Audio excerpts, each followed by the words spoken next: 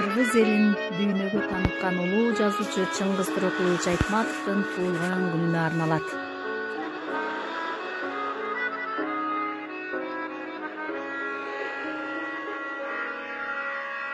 Мен гүлгө жалгыз келип байыралды, тургуздум махабаттын пайдубалы.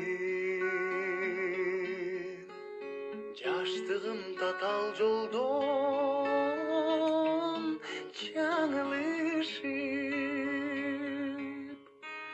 долондон канатымды кайрып алды.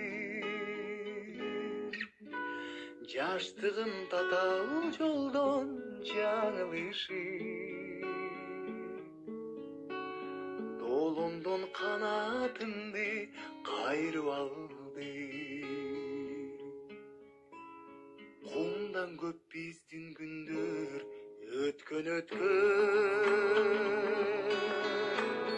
Келермен аман болсом да бир көксөз.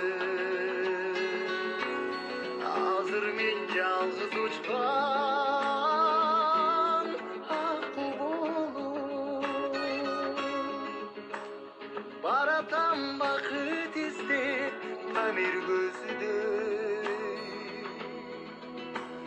Азыр мен жалгыз учкан акку болуп, баратам бакыт издеп тамир көзүдөй.